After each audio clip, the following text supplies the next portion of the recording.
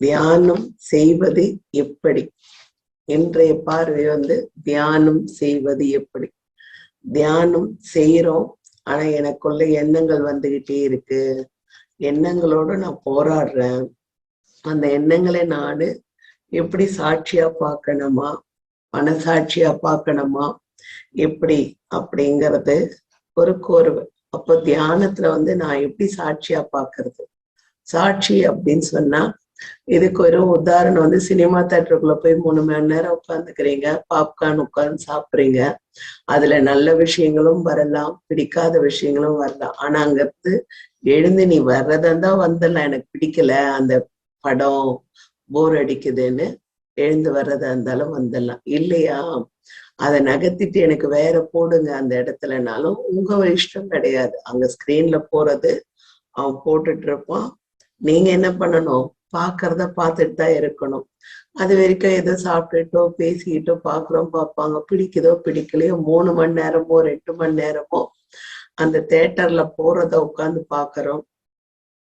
இப்ப வீட்டுல எல்லாம் பாக்குறோம்னா டக்கு நீங்க அதை நகர்த்துறீங்க, ஓட விடுறீங்க. அடுத்த பாட்டெல்லாம் முடிச்ச பிறகு வேற எதுலயோ நிக்கிறீங்க. ஆனா தியேட்டர்ல போய் பார்த்தோம்னா அப்படி இல்லை. அது அவனோட கையில இருக்கு, அவன் போடுறத நம்ம பாக்குறோம்.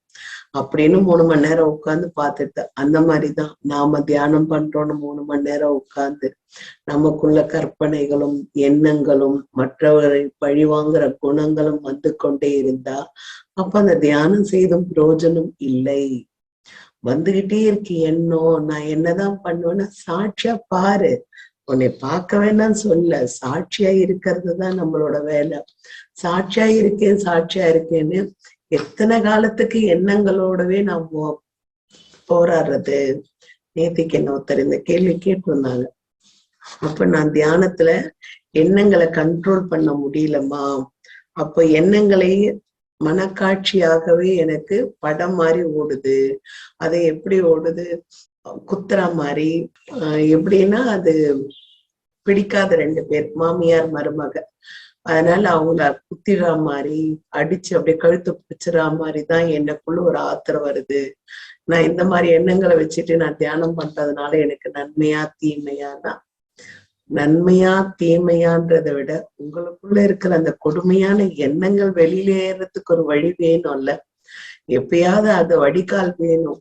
காரமா இருக்கு, நாக்கு பச்சை மிளகா கடிச்சுக்கிட்டேன்னா தண்ணி குடிச்சுதானே ஆகணும். இல்ல கொஞ்சமாவது சர்க்கரை நாக்குல அந்த டேஸ்ட் மாறுறதுக்கு இனிப்பு கொட்டுது தானே ஆகணும். பொழுதன்னைக்கும் அந்த காரத்தோட ஐயோ எரியுது எரியுதுன்னு சொல்லிட்டு திரிய முடியாது இல்ல. அப்ப நாம என்ன பண்றோம்? அதை மறைக்கிறதுக்கு, அந்த காரம் மறையறதுக்கு நம்ம செய்யறோம். அதே மாதிரி இல்ல, ரொம்ப கொதிக்கிற தண்ணி நம்ம உடல்ல ஊத்திக்கிறோம், கையில பட்டுடுது. அப்ப அதுக்கு தகுந்த ஒரு தேங்காய் எண்ணெயோ ஏதோ தடவுனாதான் அதுக்கு மருந்து.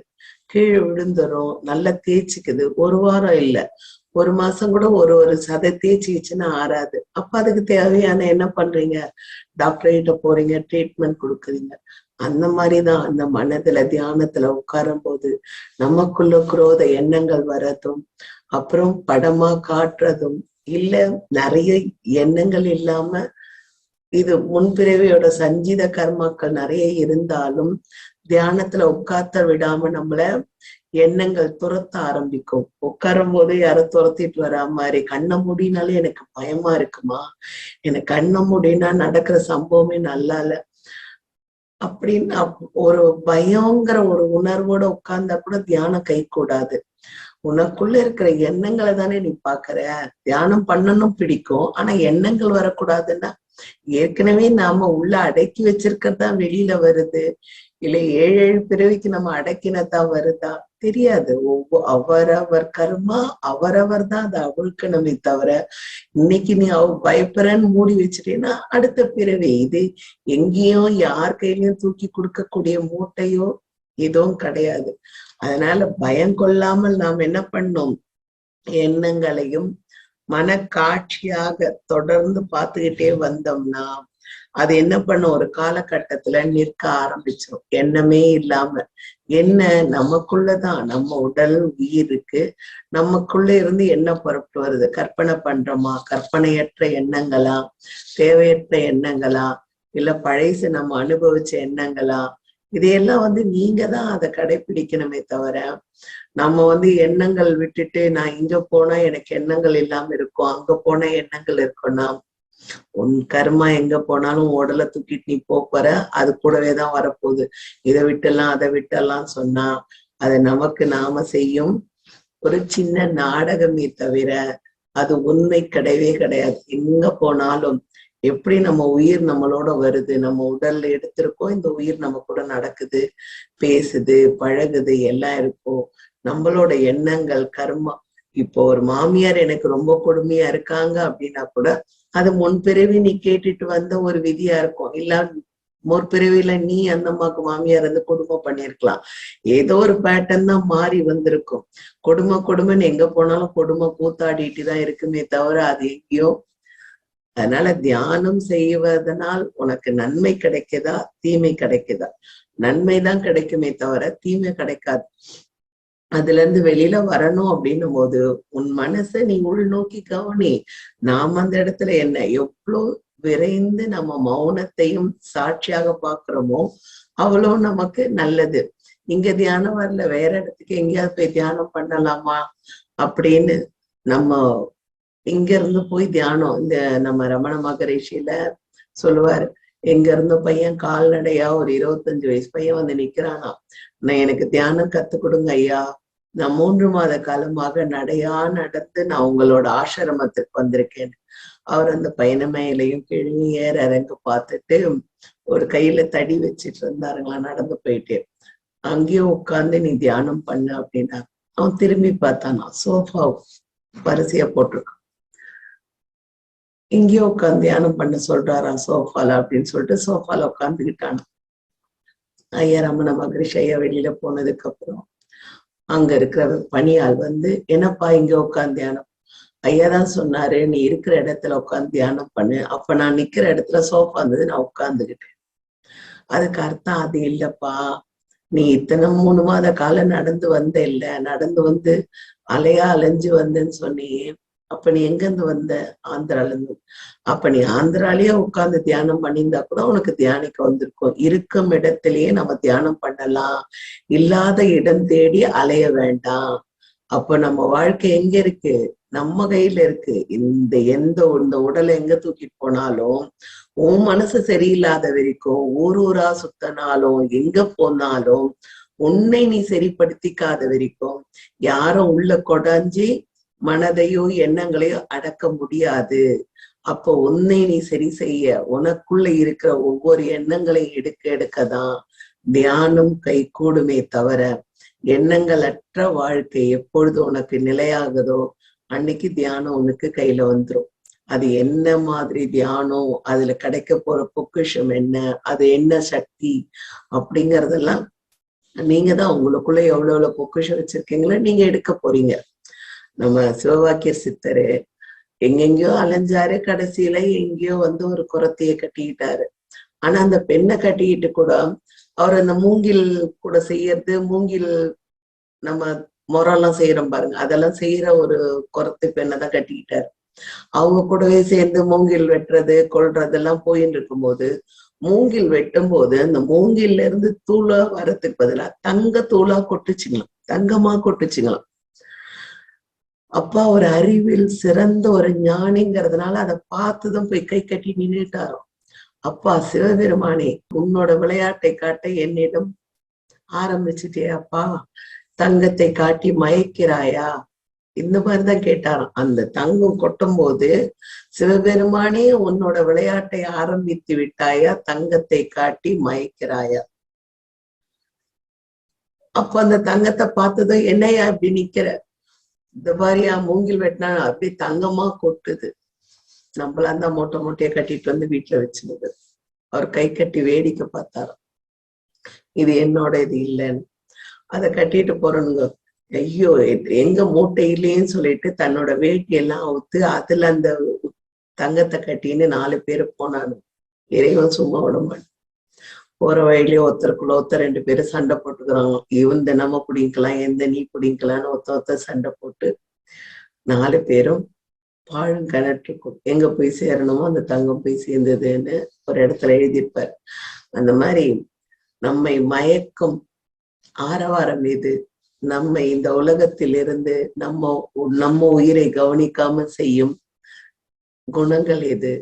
நம்ம கிட்ட இருக்கிற அகங்காரம்ங்கிற ஒரு தோரணை மறைந்தால், ஆணவங்கிறது தோரணை மறைந்தால், நான் யார் என்பதை நீ அறிந்து கொள்ளும் சீக்கிரம் கிடைச்சிடும். அப்ப நமக்குள்ள என்னென்ன இருக்கு? கோவம் இருக்கா? அகங்காரம் இருக்கா? ஆணவம் இருக்கா? இல்ல எல்லாத்தையும் மீறி நம்ம கிட்ட அன்பு இருக்கா? இன்னைக்கு நம்ம எல்லாரும் ஒரு இதுவா எடுத்துக்கோங்க. அப்ப தியானத்தில் கடைபிடிக்க வேண்டியவை எவை?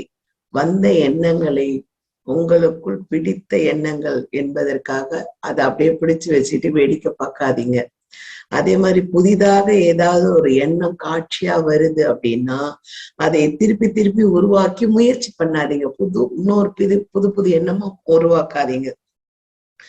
தியானத்தில் ஆழ்ந்து நன்றாக ஈடுபட முடியும் என்றால் தியானித்து பார்த்தால் பலன் அதிகமாக சேரும்.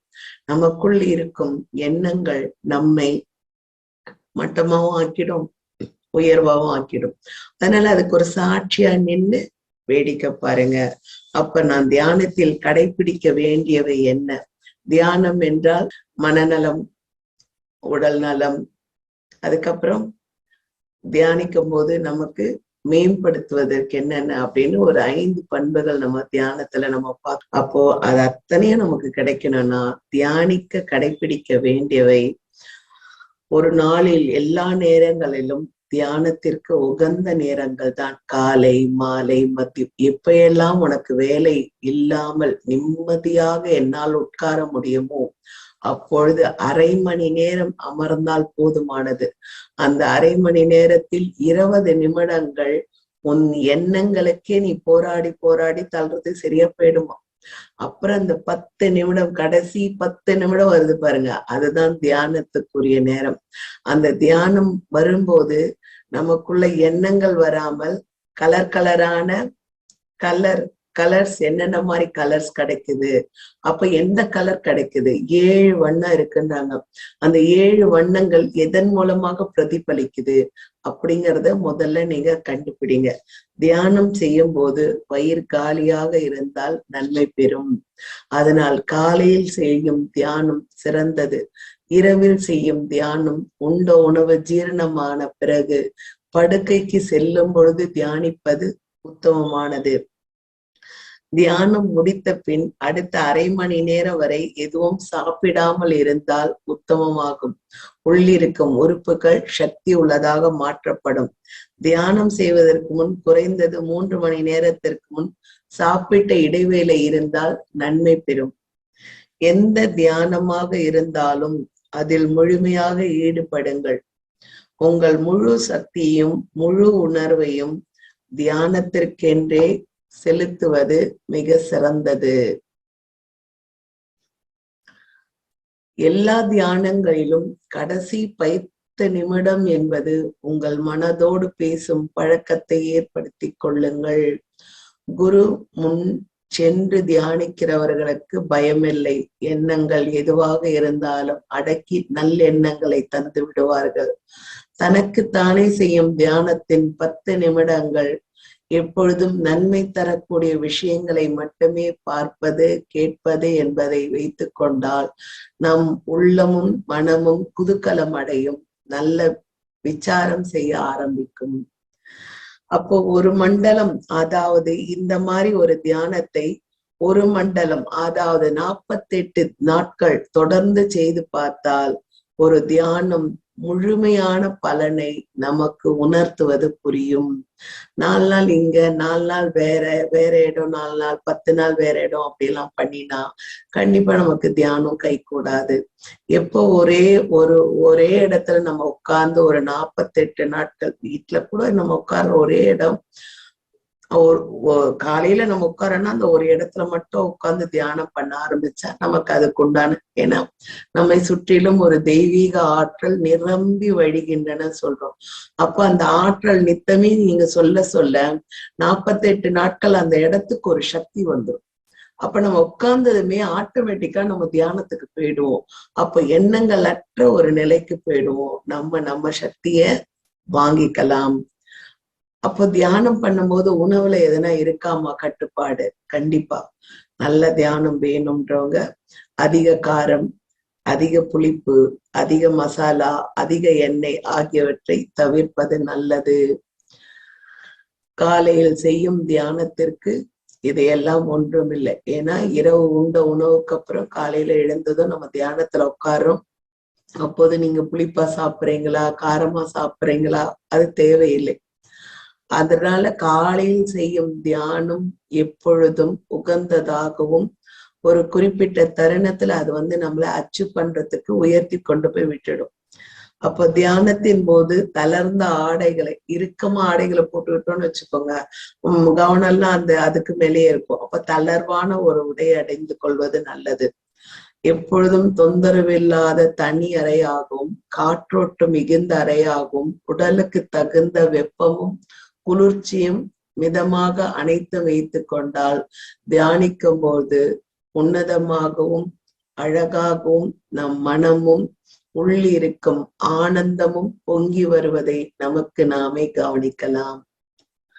பேசில உட்காருங்கன்னு சொன்னீங்கன்னா கொஞ்சம் ஒரு மீடியமா குளிருது, இப்ப போத்திக்கிறாங்க எல்லாருன்னா அதையெல்லாம் நம்மளோட உடலை எந்த அளவுக்கு ஸ்திரமாகவும் சக்தியாகவும் மாற்றி அதுக்குள்ள எப்படி நம்ம ஆனந்தத்தை தேடுவது நீங்க உணரணும். உணர்ந்தால்தான் அந்த உண்மையை கண்டுபிடிக்க முடியுமே தவிர நான் சொல்றேன்றதுக்காக நீங்க பண்ண முடியாது. உங்களுக்குள்ள அந்த தனி உணர்வுகள், அந்த சக்திகள்லாம் வரணும். அப்பதான் அதனோட எல்லையற்ற ஒரு ஆனந்தம், அதுல இருக்கிற ஒரு அபூர்வம், அதுல இருக்கிற ஒரு அளப்பரியா சக்தி, நம்ம இத பண்ணதுக்கு அப்புறம் எப்படிங்கிறது புரிதல் ஏற்படும். நான் சொல்றேன்றதுக்காக நம்ம அந்த மாதிரி பண்ணலாம், இவங்களுக்கு கிடைச்சு அவங்களுக்குன்னு ஒரு சக்தி இருக்கு, கிடைச்சிரும். 48 நாட்கள் ஒருத்தர் உட்கார்ந்து பண்ணும்போது ஆட்டோமேட்டிக்கா கிடைச்சிரும். தவிர்க்க வேண்டிய உணவுகள் என்ன அப்படின்னா புகையிலை, புலால் முடிந்தவரை தவிர்ப்பது. இருப்பின் அது நல்லதுக்கு அர்த்தமில்லை. அதனால் தியானத்தில் ஈடுபடுபவர்கள் இதனை தவிர்த்தால் நல்லது கிடைக்கும். உடல் தன்னை தானவே சரி செய்து கொள்ளவும் பல அடிமை தலங்களிலிருந்து வெற்றி காணவும் தியானம் உதவும். தியானி என்றால் சமஸ்கிருதத்துல தியானம் செய்பவர்கள் என்று பொருள். மது, மாமிசம் இதை தவிர்த்தால் நலம் பெறலாம். இப்ப நம்ம நிறைய மனநல பாதிச்சிருக்கு, இல்ல ஹாஸ்பிட்டலுக்கு போயிட்டு வரோம், இல்ல அறுவை சிகிச்சை பண்ணியிருக்கோம். நார்மல் டெலிவரியா இருந்தா தியானம் அப்பத்துல இருந்தே பண்ணலாம். குழந்தை பிறந்த 1 மணி நேரத்துல இருந்தே தியானம் பண்ணலாம்னு சொல்லுவாங்க எங்க ஐயா. அறுவை சிகிச்சை பண்ணியிருக்கோம், வேற ஏதோ இரணி ஆப்ரேஷன் எல்லாம் பண்ணியிருக்கோம் அப்படின்னா மூச்சை ரொம்ப இழுக்காம கவனங்கள் அது மேல ஹீலிங் வச்சு பண்ணினா தியானம் கைகூடும். தியானம் என்பது T+ அயனம், தீய எண்ணங்களிலிருந்து நம்மை வெளிக்கொண்டு வருவது. அப்போ தன்னைத்தான் அறிந்தால் தனக்கு ஒரு கேடில்லை. தன்னை அறிந்தவனுக்கு எப்பொழுதும் ஜீவனை அடையக்கூடிய சக்தி விரைந்து வந்துடும். தன்னிலே இருக்கும் ஒன்றை தான் அறிந்ததில்லையே அப்படின்னு சிவவாக்கியர் சொல்றார். தன்னிலே எனக்குள்ளே ஒண்ணு இருக்கு, ஆனா நான் அதை அறியாமே இங்க ஓடிட்டு இருக்கேன். வெளியில எது ஜோதியா இருக்கோ அதுதான் உள்ள ஜோதியா நமக்கு ஓடிட்டு இருக்கு.